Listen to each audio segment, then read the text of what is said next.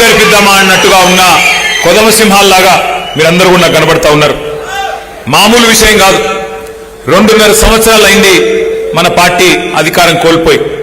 కానీ పోయింది అధికారం మాత్రమే, ప్రజల అనురాగం పోలేదు, ప్రజల మమకారం పోలేదు. ఎక్కడికి పోయినా రాష్ట్రంలో ఈరోజు నేను మొన్న ఖమ్మం పోయినాను, నిన్న ఆదిలాబాద్ పోయాను, నిన్న రాజేంద్ర నగర్ పోయాను. ఎక్కడికి పోయినా ఇవాళ రాష్ట్ర వ్యాప్తంగా ఒక్కటే నినాదం మారుమోగుతా ఉన్నది. మోసకారి కాంగ్రెస్ పోవాలే, కేసీఆర్ తిరిగి రావాలే. నాకైతే రాష్ట్ర వ్యాప్తంగా ఉన్న పరిస్థితి చూస్తా ఉంటే గెలుపు మన తలుపు తట్టడానికి సిద్ధంగా ఉన్న విషయం స్పష్టంగా కనబడతా ఉన్నది. ఎక్కడికి పోయినా ఆదిలాబాద్ టు అలంపూర్, పాలేరు నుంచి ఇక్కడ జహీరాబాద్ దాకా ఎక్కడికి పోయినా గులాబీ జెండా రెపరెపలే కనబడతా ఉన్నాయి. క్యాలెండర్ ఎప్పుడు మారుతుందా, ఎప్పుడు 2028 వస్తుందా, ఎప్పుడు తిరిగి కేసీఆర్ గారు ముఖ్యమంత్రిగా మళ్ళీ తెలంగాణను పట్టాలెక్కిస్తారా అనేదే ఇవాళ రాష్ట్ర వ్యాప్తంగా అందరూ కూడా చూస్తా ఉన్నారు. ఒకటి మీ పోరాటాలు, ఎక్కడికక్కడ మీరు చేస్తున్న కార్యక్రమాలు మరి ఇవాళ ప్రతి ఒక్కరిలో ఒక ధైర్యాన్ని నింపుతున్నది, కొండంత నమ్మకాన్ని కూడా నింపుతా ఉన్నది. క్షేత్రస్థాయి నుంచి మన పార్టీ కార్యకర్తలు రాష్ట్ర స్థాయి దాకా అందరూ కూడా మరి ప్రజల కోసం కష్టపడతా ఉన్నారు. వాస్తవాలు మాట్లాడుకోవాలి అంటే మీకు తెలుసు, 10 ఏళ్లు చక్కగా పరిపాలించుకున్నాం. 10 ఏళ్లు కేసీఆర్ గారి నాయకత్వంలో బ్రహ్మాండంగా మంచి కార్యక్రమాలు చేసుకున్నాం. ఇవాళ చూస్తే బాధ అనిపిస్తున్నది. అధికారం ఎవరికి శాశ్వతం కాదు.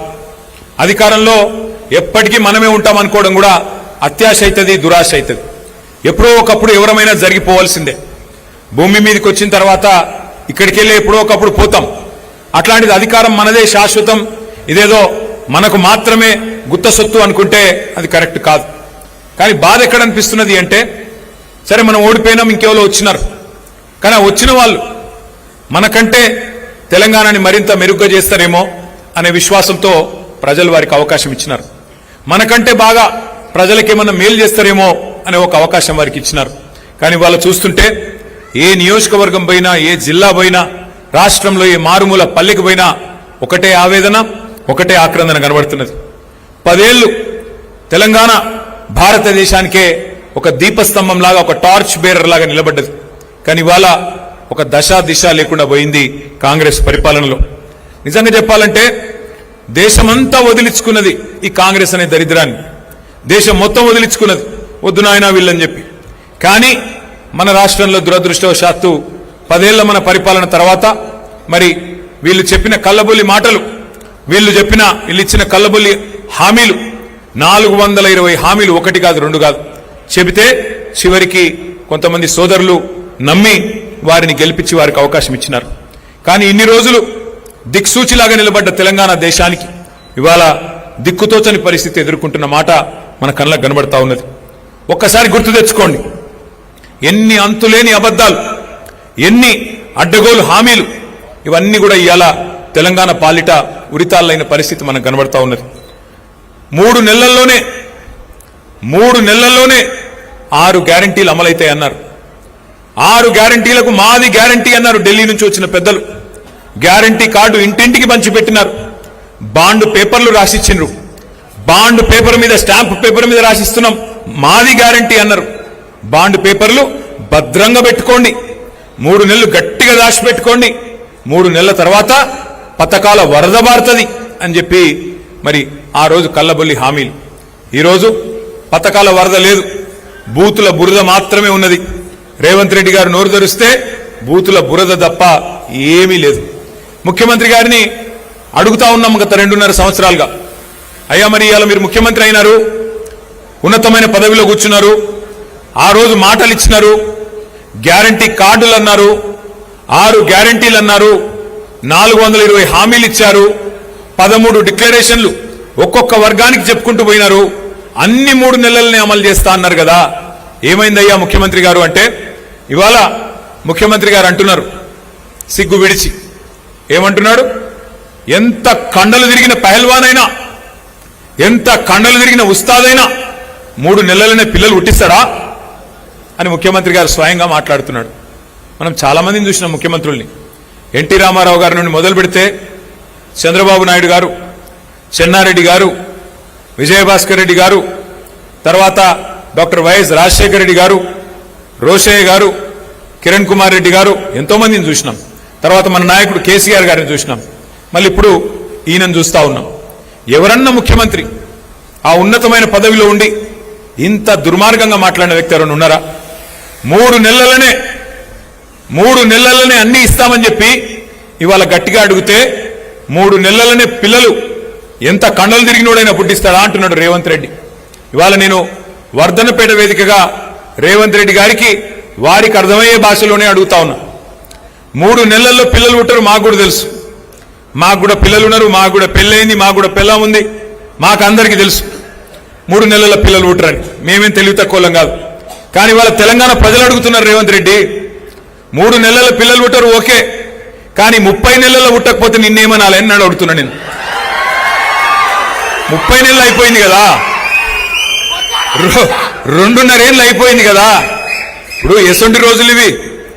ఆ మధ్యన ఒక సినిమా వచ్చింది అర్జున్ రెడ్డి అని, సూపర్ హిట్ సినిమా. ఇప్పుడు ఈ సినిమా వచ్చింది రేవంత్ రెడ్డి అని, అటర్ ఫ్లాప్ సినిమా. ఇవాళ రేపు మన పిల్లగాళ్ళు ట్రైలర్ చూస్తేనే చెప్పేస్తున్నారు సినిమా హిట్ ఆఫ్ అట్టా. మరి ఈ సినిమానేమో ఇంటర్వెల్ దాకా అయిపోయింది రేవంత్ రెడ్డి అనే సినిమా. ఏమున్నది ఈ సినిమాలో? బూతుల మోతలు, ఎగవేతలు, కూల్చివేతలు. ఏం చేసినావు 2.5 ఏళ్ళు? ఏమీ లేదు. గట్టిగా అడిగినావు అనుకో, ఏమైనా రైతు బంధు ఏది? రేవంత్ రెడ్డి గారు నువ్వు నరికితివి కదా, నవంబర్లో తీసుకుంటే 10,000, డిసెంబర్లో తీసుకుంటే 15,000 అంటివి. ఏమాయా రేవంత్ రెడ్డి గారు అంటే నీ లాగుల తొండలిడిచి పెడతా. ఏమైనా అత్తకు 4,000, కోడలకు 2.5 అంటివి. మరి రాష్ట్ర వ్యాప్తంగా 1,67,00,000 మంది ఆడబిడ్డలు ఎదురు చూస్తున్నారు. ఎప్పుడు ఇస్తావా స్వామి 2,500 అంటే నీ గుడ్లు వీకి గోటీలాడతా. ఎందుకయ్యా ఈ చాతగాని పరిపాలన? మా తమ్ముళ్ళు, మా చెల్లెళ్ళు మొదటి సంవత్సరంలోనే 2 లక్షల ఉద్యోగాలు ఇస్తా అంటివి కదా, మరి ఒక్క ఉద్యోగం కనబడతలేదు. ఎక్కడ పోయిండు మీ రాహుల్ గాంధీ అంటే నీ పేగులు తీసి మెడలేసుకుంటా అంటాడు. బూతులు మాట్లాడు తప్ప, పచ్చి అబద్ధాలు చెప్పడం తప్ప ఈ 2.5 ఏళ్లలో ఏం జరిగింది, ఏం ఒరిగింది అంటే ఒక్కసారి మీరు ఆలోచన చేయండి. మనం ఎన్నికలకు ముందే చెప్పినాం, ఢిల్లీ వాళ్ళ చేతుల్లోకి పాలన పెడితే మనం మన స్వతంత్రాన్ని వదులుకొని ఢిల్లీకి సామంతులుగా ఉంటే నష్టపోయేది తెలంగాణ అని మొదటి నుండి చెప్తా ఉన్నాం. ఈ 2 ఢిల్లీ పార్టీలు ఎన్నటికైనా వాళ్ళు స్వతంత్రులు కాదు, ఢిల్లీకి సామంతులు. అందుకే సామంతులకు అధికారం ఇస్తే ఢిల్లీకి గులాంగిరి చేస్తారు తప్ప తెలంగాణ ప్రజల చుట్టూ తిరగరని చెప్పినాం. అన్నట్టుగానే ఈవేళ మీరు చూడండి, ముఖ్యమంత్రి గారు ముచ్చటగా 30 నెలలు దాటింది ముఖ్యమంత్రి అయి. ఏందయ్యా సాధించిందంటే ఎక్కే విమానం, దిగే విమానం. 71సారి ఢిల్లీకి, 72సారి ఢిల్లీకి, 73సారి ఢిల్లీకి, తొందరలో శతదినోత్సవం 100వసారి ఢిల్లీకి. పోనీ 100 సార్లు పోయినావు, కనీసం 100 పైసలు తెచ్చినావా ఢిల్లీకి వెళ్ళి? తెచ్చుడు ఎక్కడిది? మొత్తం ఇచ్చేచ్చుడేనా? ఇచ్చొచ్చుడు తప్ప తెచ్చుడు లేదు. ఇలా రైతులకు సంచులు లేవు. మొన్న మొత్తం వరంగల్ అంతా తిరిగినాం, నర్సంపేట తిరిగినాం, మొత్తం జనగామ పోయినాం, అట్లాగే మధ్యలో మన వర్ధనపేట పోయినాం, పరకాల పోయినాం. ఎక్కడెక్కడ కొనుగోలు కేంద్రాలు ఉంటే అక్కడక్కడ పోయినాయి. లాస్ట్ టైం నేను వచ్చినప్పుడు ఎక్కడ కూడా రైతులు చెప్తున్న మాట ఒకటే, సార్ సంచులు లేవు, బార్దాన్ లేదు, సుతిలు లేదు, నీళ్లు లేవు, ఏం లేవు, కొనుగోలు కేంద్రాలు అడిగేటోడు లేడని చెప్తున్నారు. ఎక్కడ పోయినాయిరా సంచులు అని చెప్పి నేను దేవులాడినా. ఎక్కడ పోయినాయట? మొత్తం ఢిల్లీకి పోతున్నాయట. మంచిగా సంచులలో ఇంట నింపి నెలకొక్కసారి పోయి ఆడ ఢిల్లీలో కప్పం కట్టి సామంతరాజు గారు రెన్యువల్ చేయించుకొని రావాలి. ఇది ఈరోజు తెలంగాణ పరిస్థితి. ఆలోచించండి మీరు కూడా, ఏం లాభం వచ్చింది కాంగ్రెస్ వచ్చిన తర్వాత? ఇవాళ తెలంగాణకు వచ్చిన లాభం ఏంది, తెలంగాణ ప్రజలకు జరిగిన మరి మేలేంది ఆలోచించవలసిన అవసరం ఉన్నది. రైతు బంధు బంద్ అయింది. నేను ఇక్కడ రైతు సంగ్రామ సదస్సు పెట్టి ఇదే వరంగల్లో మే 6 తారీఖు నాడు పోయిన మాసంలో మనందరం కూడా కలుసుకున్నాం. ఆ రోజు అడిగిన నేను రేవంత్ రెడ్డి గారిని, అయ్యా నువ్వే అంటివి కదా, కేసీఆర్ గారు చెప్పినారు రేవంత్ రెడ్డి గాని కాంగ్రెస్ ప్రభుత్వం వస్తే రైతు బంధుకు రామ్ రామ్ అవుతుందని చెప్పిండు. చెప్తే ఏమన్నాడు రేవంత్ రెడ్డి ఆ రోజు? మేమేమన్నా దిమాగ్ లేని వాళ్ళమా, మేమేమన్నా దివానాగాళ్ళమా, రైతు బంధు ఎందుకు బంద్ అవుతుందా అని మాట్లాడిండు. ఇవాళ నేను అడుగుతా ఉన్నా రేవంత్ రెడ్డి గారిని, 3 సార్లు రైతు బంధు ఎగ్గొట్టినోని ఏమనాలి? మరి ఏమనాలో గదే అనాలి. ఒక మాట మనం ఆలోచించవలసిన అవసరం ఉన్నది. ఒక రైతు బంధు ఎగ్గొట్టడం మాత్రమే కాదు, ఆఖరికి యూరియా ఇచ్చే దిక్కులేదు ఈరోజు. కేసీఆర్ గారి పరిపాలనలో ఒక్క ఫోన్ కొడితే ఒక ఆటో అన్నకో ఆటో తమ్మునికో పొలం కాడికి వచ్చి యూరియా వేసిపోతుండే. ఇవాళ పరిస్థితి ఏంది?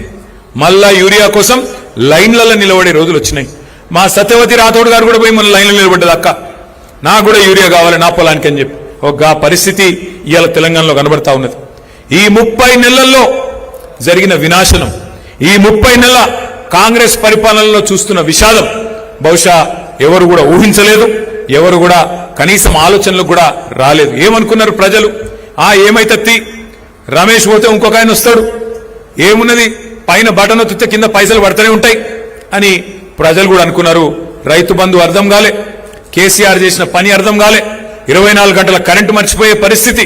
కానీ ఇవాళ ఒక్కొక్కటిగా అన్ని గుర్తొస్తున్నాయి. అందుకే నేను రమేష్ అన్నకు చెప్పిన, అన్న ఏం నష్టం లేదు, మనకేం వచ్చిన ఇబ్బంది లేదు.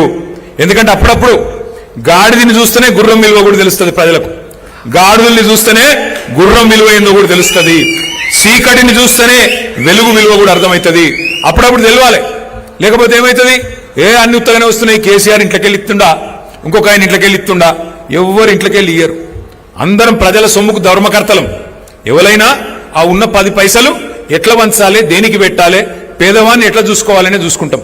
మనమేమో పేదవాన్ని చూసుకున్నాం, ఆయననేమో పెద్దవాళ్ళని నరుచుకుంటున్నాడు, కమిషన్లు దండుకుంటున్నాడు, ఢిల్లీలో పోయి కప్పాలు కడుతున్నాడు.